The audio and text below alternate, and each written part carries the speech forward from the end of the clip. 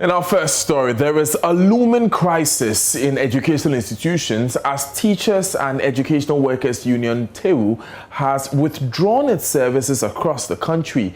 The union is protesting the failure of the Fair Wages and Salaries Commission to complete the review of their working conditions. Now, for close to 2 years, TEWU has been at the table with the Fair Wages and Salaries Commission, negotiating new terms to replace the old ones, which expired in 2008. The union in December 2020 threatened to lay down their tools if the commission failed to complete the negotiations. Now, as schools reopen this week, the union insists it is being discriminated against compared to other senior members of the universities, including UTAG and GAWA.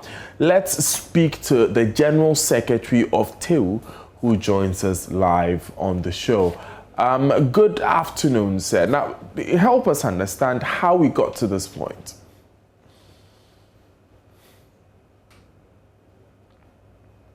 Unfortunately, we lost the General Secretary of the Teachers and Education Workers Union, TEWU.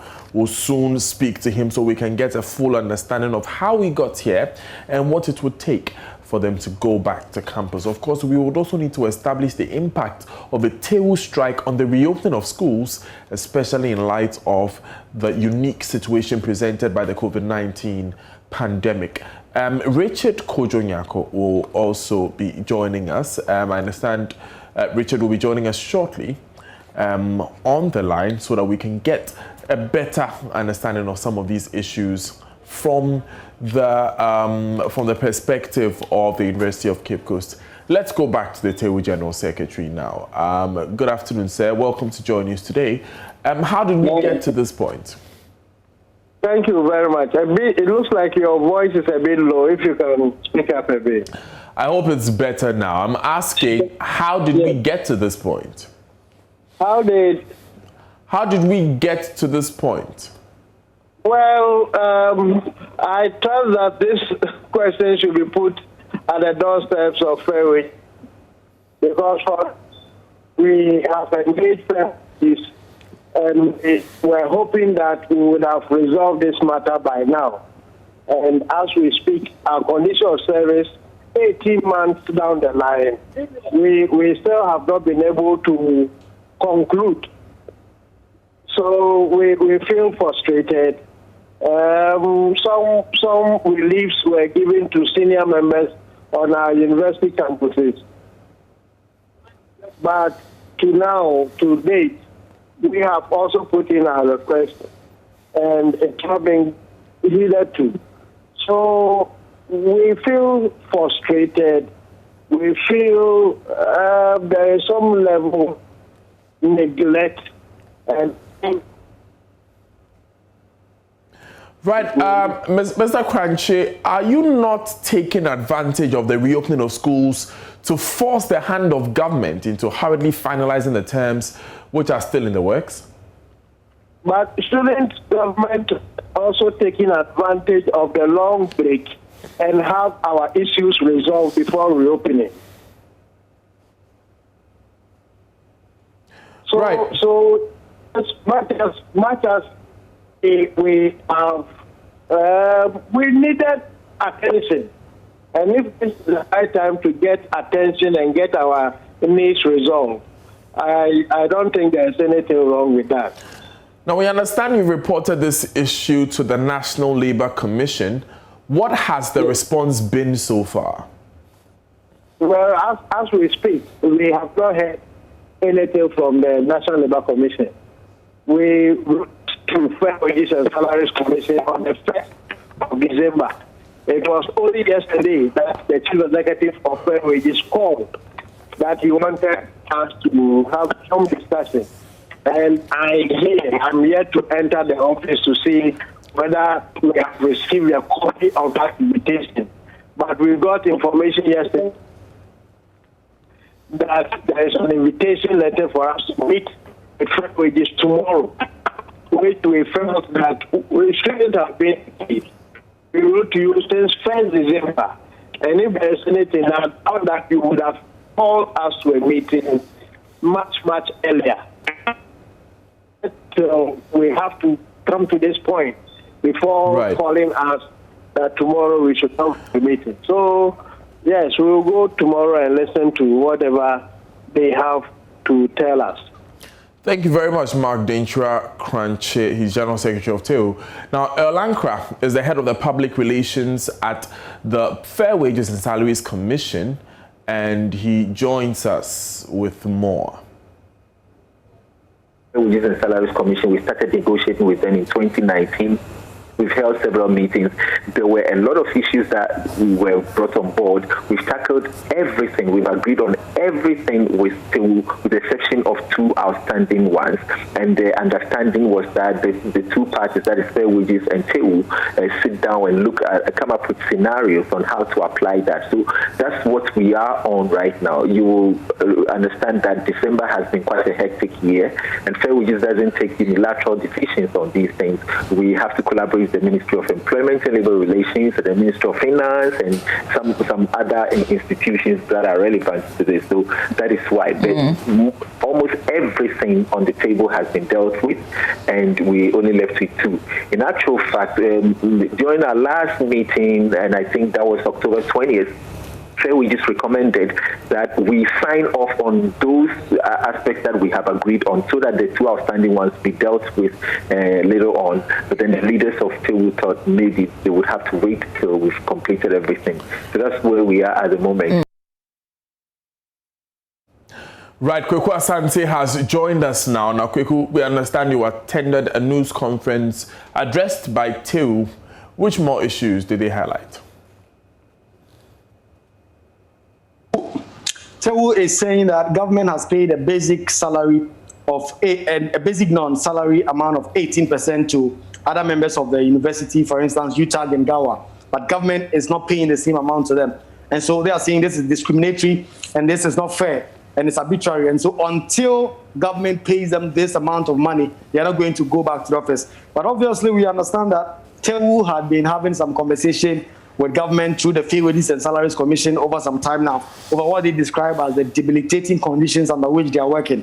But before even those conversation is concluded, this 18% has come in. And for a bit of a context so that viewers understand this 18% that we are talking about, government thought it wise that because the numbers of students who are coming in to the various universities because of the free senior high school policies is that high, they thought it wise to incentivize university officials, either lecturers or TEWU members, for instance. But while they paid lecturers and other senior members of the university, they've not done the same thing to TEWU members. And TEWU members says this is not very fair, that you are going to pay all these people and you're not going to pay us.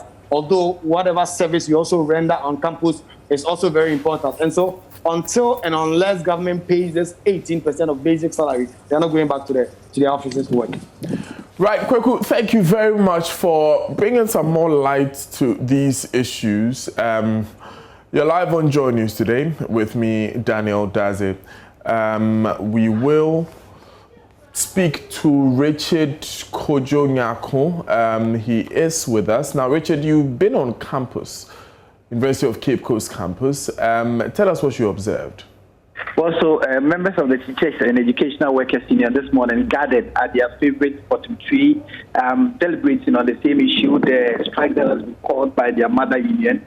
They are resolute that until they see something on the ground, the 18% that has been given to the UTAG, they are not going, but they indicate that it is based on the free SHS product that the universities are admitting. That is why they gave them that kind of allowance. And they are also on campus. They also work hand in hand with them. And so until that thing is done, they are not going to call off their strike. What is the campus going to look like without TEWU workers, Richard? Well, so it just started. The freshers currently are the ones that are on campus. The continuing students will follow suit. They will be on campus this very weekend. It's not become biting yet because it was this morning that they declared a strike. And so we are looking forward to tomorrow because they do they ensure that the sanitation and other things on campus are done. And so if a strike has been called, then it means that it's going to be a very difficult situation for the people, especially the freshers that have just come to campus. Richard Kojonyako, thank you very much for those updates. You're live on JoyNews today. Now, which former Minister of State executive will make it to President Akufo-Addo's new government? The names are many and have started coming up already. President Akufo-Addo is expected to release his first list of appointments. Now, while we wait for that, JoyNews' presidential correspondent, Elton John Probe, reports a number of names are already making rounds for various portfolios. Who are likely to work closely with the president in the secretariat. It doesn't look like there's going to be much of a change. The current chief of staff, from what we are thinking, is likely to still hold that position as the chief of staff, Female Parry, also. And she's still started issuing directives. Yesterday we had two, one to the district chief executives, municipal metropolitans to hold on in office until further notice, and also the dissolution of all statutory boards and corporations. And we are told that she's likely to continue as chief of staff in the president's second term in office. Remember that the two deputies that she worked with are all members of parliament now, Aston Subuachi and Regina Pop. Now, names are taken for the position of deputy chief of staff. I'm hearing Mr. Kwabena Jajajipon, the former general secretary of the MPP, and then the Michael Furata. Michael Furata, a lot of people do not know him, but throughout the first term of President Akufo-Addo, he was the presidential advisor on ECOWAS affairs, a diplomat, and I'm told that he may move from that position to become a deputy chief of staff at the president. The director of communications position will remain with Georgina Hen, at least from what we've been told. Fatia Bubaka, who, for now, I can still say that she's still working as acting deputy director of communication at the presidency. What I'm thinking is that she may be moved to the Ministry of Communication and Information. Even that measure, we are told, is still facing some challenges. There are some who are of the view that the two ministries should stay alone, communication and information. But whatever be the case, if the measure is confirmed, Esla will also likely to be the Minister for Communication and Information, but Fatia Bubaka will be moved from the presidency to the ministry as deputy minister, solely in charge of information. You're live on Joy News today. Let's stay a bit longer with this story because this morning on Prime Morning on Joy Prime TV, Franklin Kujo, president and founder of Imani Africa and political science lecturer at KNUST, Dr. Amache Boateng, chimed in on this issue. I think the only vested interest matter the finance minister should have in any matter of governance or the economy must be the prime interest of the Ghanaian. I think he has that, still has about 70% of that in him. But the 30% I saw was unsightly and I didn't like it. Which was I think it's, so I still would want him to continue.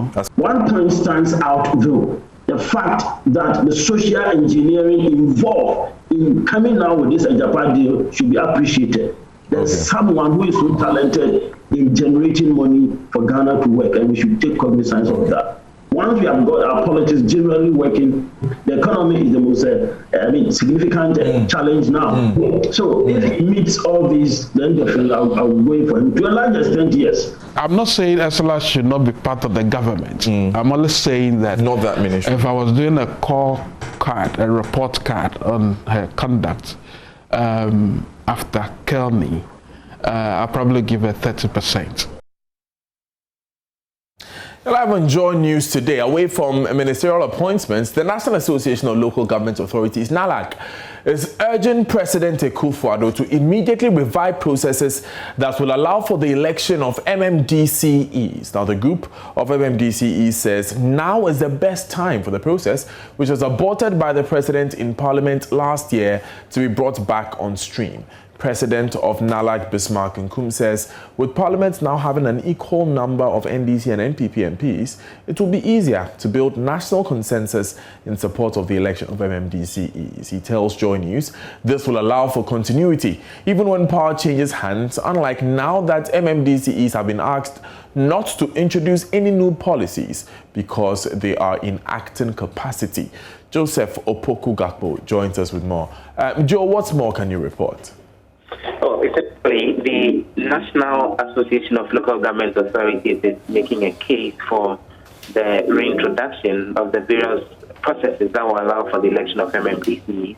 This would have to go as far as ensuring a referendum before any such decision can be taken, because that's one of the entrenched provisions in the Constitution.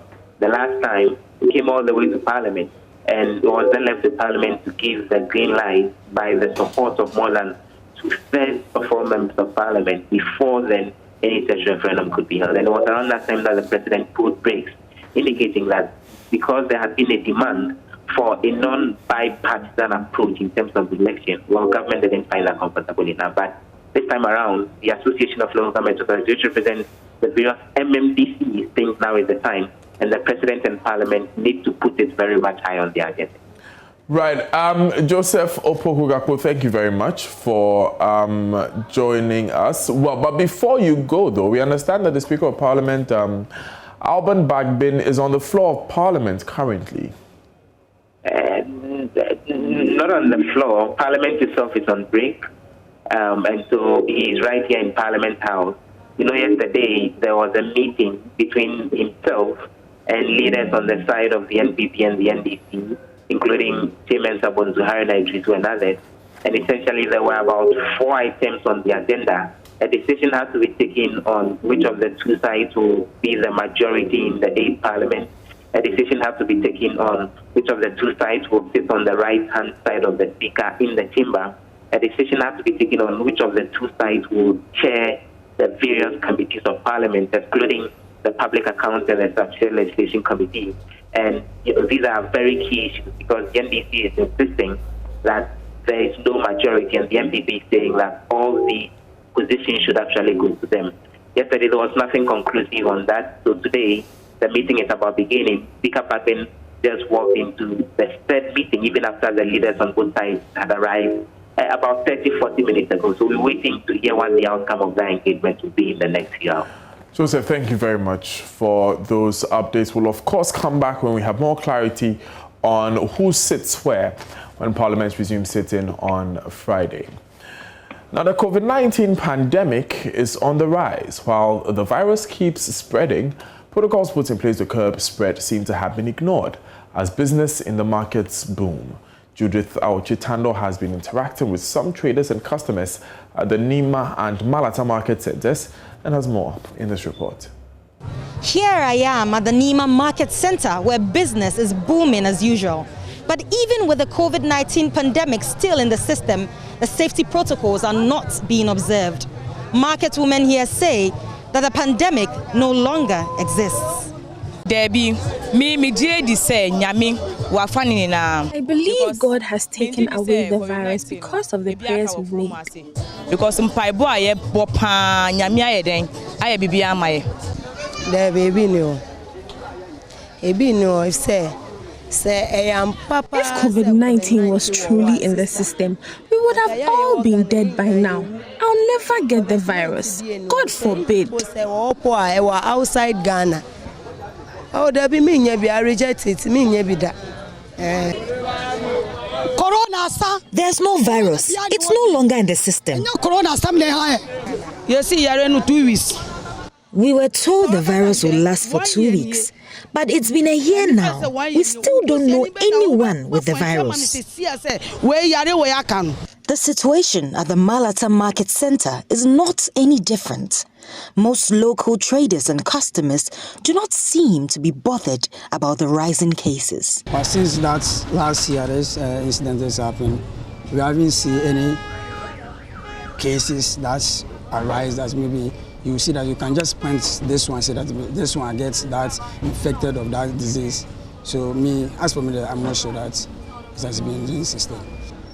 No. If it's not there, I'm not sure that maybe I can get it. We are tired of hearing about this virus. Our blood is surely thicker than the virus. Safety protocols serve to protect the individual and public from the harmful effects of the virus. Wearing the mask is one of them. Mask up. That's the plea of Ghana's health officers who are worried about the rising cases. Judith Awotritando for JoyNews. Now, the Western Regional Health Directorate is expressing worry over the upsurge in active COVID-19 cases across the region. The region, which hitherto had no active COVID-19 case, now has more than 60. Deputy Regional Director in charge of Clinical Care and Services, Dr. Emmanuel Achu-Dodo, attributed the upsurge in the cases to post-election jubilations, demonstrations, as well as the celebration of Christmas and New Year. He wants the public to take the wearing of face masks seriously. Nathalia Kwanzaa joins us with more. So what more has Dr. Achu-Dodo been saying, Nathalia? So he has been talking about the fact that when you go to the market circle, for instance, the observation of the protocol has not been effective since November last year. He also expressed worry that if care is not taken and then residents do not go back to observing the protocol, Western region might have a lot of cases in the coming days ahead. For instance, Daniel, I have personally been visiting the market circle, the Jubilee Park. You know, the market circle, some traders were moved to the Jubilee Park. Most of these people are back. And then my checks at the market circle, about 99% of these traders, and even those coming in to buy, do not have their face mask on.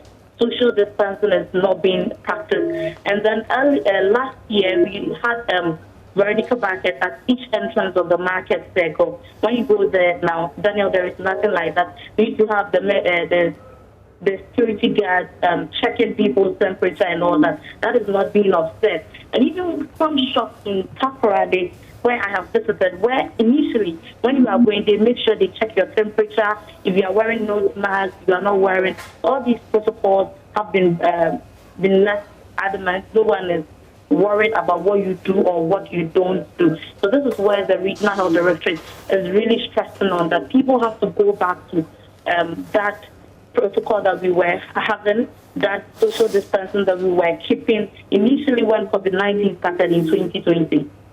So about these traders, for instance, have the authorities indicated, I'm talking about the city authorities, have they indicated that they will send these traders back to Jubilee Park? Well, the authorities haven't said anything, but I am also aware that the traders are going to be moved. Last year the president reconstruction of the market circle. So I know they are preparing places where they will be moved to. But as to moving them back to the Jubilee Park because of the COVID, authorities haven't said anything with that regard. Right. Now, this place that they are going to be moved to, do we know where it is? Are they able to properly socially distance themselves when they are there? Well, Daniel, I've seen the Takoradi quarters. I mean, those who really know Takoradi would know this place, the fourth quarters. I've seen that they are trying to put up some structures. Until it is done, we cannot say on authority that they would observe social distancing or not. Right. General law enforcement is also required in this COVID-19 protocol issue. Again, do we have any indication that the security officials and the city authorities are going to ensure that people keep to these protocols? No, Daniel, I can say that for now, it seems everyone is quiet on this issue. You know, Western region earlier last year was recommended. It was one of the reasons that almost everyone in the country was looking at in terms of social distancing. But now it seems everyone was quiet. Initially, you could see security, the police in collaboration with the army and all that on the road, checking even in cars if social distance, whether they were wearing nose masks and all that. But when you go through town right now, you will see that there is nothing of that sort ongoing. It seems everyone has been left to do what he or she wants. Nathalia Kwanzaa, thank you very much for joining us with that update. Now, health officials are warning of an outbreak of rabies across the country, which is causing mysterious deaths that families are wrongfully blaming on spiritual attacks. The outbreak has been traced to an attack by some hunting dogs on their owners by some weeks back in the Katamanso municipality. The public is therefore being urged to be on the lookout for stray dogs that may want to interact with their pets, as they are known to be the main carriers of the deadly virus. Latif Idris has been to the municipality where it is believed to have all started File this report. Dogs are known to be the main source of rabies transmission to human. In fact, according to the World Health Organization, dogs are causing 99% of rabies transmission to human. Rabies kills not less than 100 Ghanaians annually, a trend that can be eliminated with an aggressive vaccination campaign. But until then, infected dogs spread the virus by biting unsuspecting owners and fellow canines. I was holding it so that the water would dry off, then we'll put him back to the cage. Then all of a sudden it bit me on my leg. 17-year-old Emmanuel Donko had a grim experience with his favorite puppy a few days ago. He explains what started as fun quickly turned sour. We woke up in the morning and the dog was restless. It was running up and down, and my big brother asked we to bath for it. So we bathed for it, and I was holding it so that the water would dry off. Then we'll put him back to the cage. Then all of a sudden it bit me on my leg.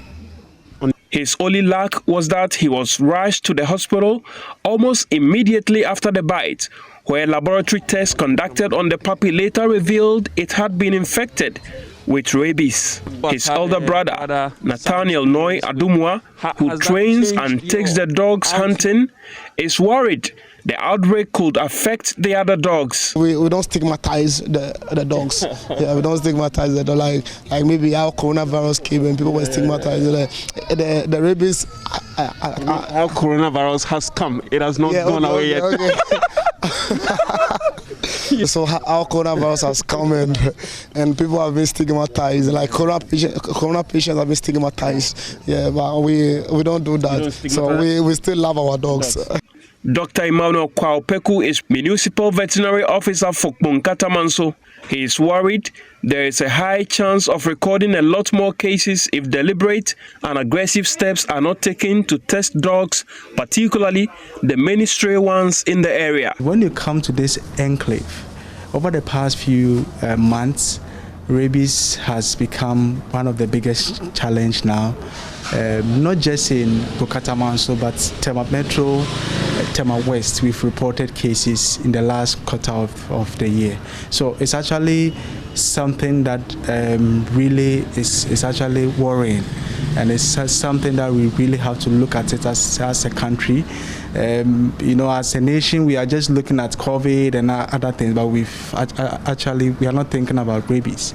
Even more worrying for him is the rate of spread. Now, the spread is between the domestic dogs. Now, most of these cases, that when you go and investigate, they will tell you that these dogs that get come down with rabies, at the end of the day, they fight with a lot of dogs, community dogs, and they also end up transmitting it to other dogs within the community. Even as preliminary investigations are being carried out to unravel the cause of the outbreak, Director of Veterinary Services at the Greater Accra Veterinary Directorate, Dr. KUMA, tells JoyNews the rabies outbreak is widespread and silently killing many people. Ghana is endemic to rabies, so we have outbreaks all over the country. Depending on how it's reported and depending on how it's being reported out there, people might not hear. People die quietly, or they die with some horrific deaths. And because the signs sometimes mimic, it's like these neurological signs, people may attribute some of the death to witches and other reasons. Witchcraft, which may not be necessarily reported to the medical officers, the health authorities, as that is rabies. Because you need to know the signs of rabies in human beings. You need to link it to, a dog bite some time ago before you can draw those conclusions that this is rabies. He has also asked parents to keep an eye on their children as they are more vulnerable to catching the virus. A lot of the cases are also in children. Primary school children, you see a large percentage are in children who may not report it to their parents. You see the height of children. So yes, you are an adult, when you see a dog that you don't know, you are not not going to get near to it. But children at that level with the dogs, they almost, almost at the same height. So yes, the dog also may attack the children. Rabies kills about 70,000 people annually globally, and with 9 years away from the 2030 target of eliminating human deaths from rabies, only aggressive and comprehensive vaccination will help Ghana achieve that target. So be careful out there. Rabies is spreading. You're live on Joy News today. Up next is business, where Daryl will be telling us that furniture retailers are upbeat about business prospects as schools resume. Stay tuned.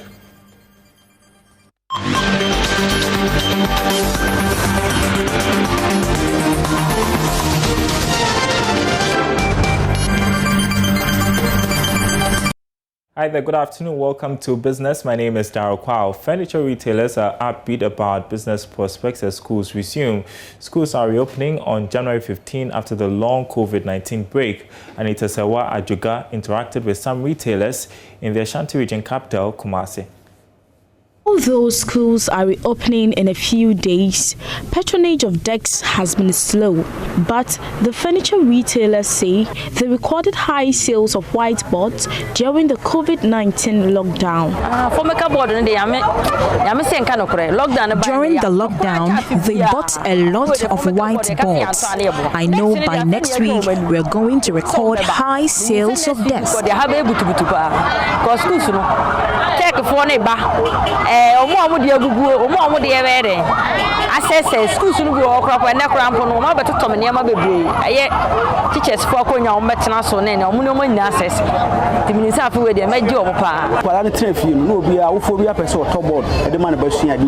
He said because children were at home, a lot of parents bought whiteboards.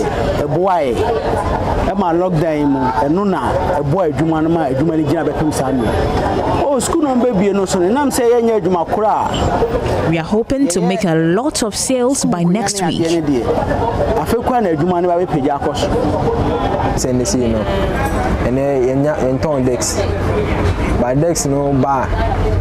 He said business has been slow. Headmaster say I know about no be se no ato akoton se school nkura na so no na be isu so by ne pe se ni de enton nyanton dex se fa se board ni se no enti se tama na e obi anko school no tama yin na ofin na ma me fo no ba be to the church mo ba na de ofin kakaka by be school ni de dex na anko fo de mo na school be chire. Anita Sewa Ajoga reporting. Well, in other news, the Securities and Exchange Commission, SEC, says it stands by its warning about the operations of Chinese firm Chai. The regulator of the capital market in a recent notice directed the public not to deal with the Chinese firm, accusing it of engaging in capital market activities without the required license. But Chai Century Hengyo Group is rejecting the claim. Deputy Director in charge of legal affairs at SEC, Deborah Mausi Ajemfa, tells us why SEC still stands by its warning. The Securities and Exchange Commission has as its mandate investor protection. So anything that concerns investors is something that we have to issue a warning on if we feel that there's some threats to investors in Ghana. How did the operations of the entity, that is CHY More, come to the attention of the SEC? We want to first thank investors in Ghana because at the peak of the inquiries we got from investors, we were getting about 50 phone calls and emails in a day with inquiries about the operations of the CHY company. In addition to that, the SEC itself has a monitoring team. So we also picked up some signals about the operations of this company, which led to us inviting them for a number of meetings and also undertaking our own investigations. Then thirdly, the SEC doesn't work in isolation. We work with other law enforcement agencies, so we got some information from them as well. So what was the conclusion of the SEC after these investigations? What the SEC noticed is that there are some characteristics of capital market in the operations of CHY company. What it is that there's the argument that they are saying they operate an e-commerce business, but it doesn't matter what you call yourself. It's important that the regulators also ask themselves questions and investigate your operations. So irrespective of the fact that they said what they are doing is called e-commerce, our investigations show that there are some characteristics of capital market in what they are doing. All right, we've got a full bulletin of business news coming up at the top of the hour. Sports is up next. Stay tuned.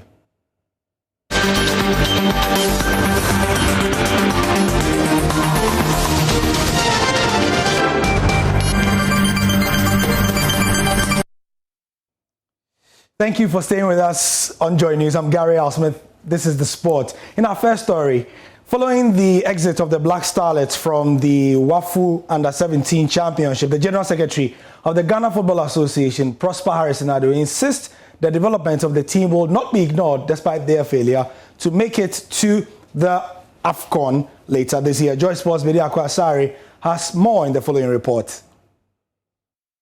Ghana's dreams of reaching this year's Africa Under-17 Cup of Nations crashed after their defeat to Ivory Coast in the WAFU Zone B Championship in Togo. Coach Ben Foucault's team had the desire and determination to impress, but their Ivorian counterparts were stronger and more organized. After drawing their opening game against Nigeria, the Black Starlets needed to beat Ivory Coast to reach the semi-finals of the competition, but suffered a 3-1 defeat. Following Ghana's failure to book a ticket to Morocco, many football fans have questioned the pre-tournament preparation of the team. But in an exclusive interview with Joy Sports, GFA General Secretary Prosper Harris-Nado says there was a proper plan in place. There is a proper plan. Indeed, even amidst the COVID, this team was able to camp in Cape Coast until the lockdown. They had to go home and they had to come back and assemble at Pram Pram. What I might say is the fact that unlike previous years, where they would have played a lot of friendly matches, which gives them a lot of preparation. This time, because of the COVID, don't forget, lower leagues do not have permission to play. So we needed to have permission for some of the clubs to play them. Prosper Harris-Nado says the Black Starlets' failure to reach the Africa Under-17 Cup of Nations will not affect their development. Even though we've not qualified, our policy and plans remains the same. We need to give them, the players, more campaign, more exposure in terms of international matches. And so we'll work at it and ensure that even though we'll not go to the competition, we would endeavor to play international matches and then expose the boys as we should. This is the second time the Black Starlets have failed to qualify for the Africa Under-17 Cup of Nations after missing out on the 2019 edition. Moving on, and Galka chairman Kujo Fiano is cautiously optimistic ahead of the elections which will be held on January the 21st. Fiano became chairman of the association after emerging the winner in 2016 and is currently facing stiff opposition from former Galka Vice Chairman Isaac Kumsen. However, the executive board member of Great Olympics is hopeful that he will win the mandate of delegates for a second straight tenure. To borrow Sir John's words, you need to fear delegates. So if you have that at the back of your mind, it won't be over until it is over. So we are working very hard to make sure that we win the elections. A very credible competitor in the person of Mr. Isaac Kumsen. He's been the vice chairman before, and we must give him that due. So it is not going to be an easy run over him. So we are working, and then the programs and then the vision that we are sharing with the electorate will definitely do the trick for us come Thursday, 21st January. There is no election that you can, the examples are there. And you know, when you are coming in fresh, it's a different ballgame altogether. But if you are an incumbent, yes, people have something to point at. That look, this thing could have been done better. You could have done it this way. So it's not going to be an easy walkover. I'm sure he's going to give me a run for my money, and I'm also going to give him a run for his money. So what will give you the advantage in the election? A lot. My name cannot be detached to those good old days of Garaka. And the way we came out of this crisis, vis-a-vis the COVID-19 and the announced expose, the way we kept our heads above water, we did not allow ourselves to be swallowed by those two major setbacks. I think those are some of the pluses the delegates will look at. And then don't forget, experience is always the best teacher. Yes, I'm sure these are some of the things that the delegates will look at.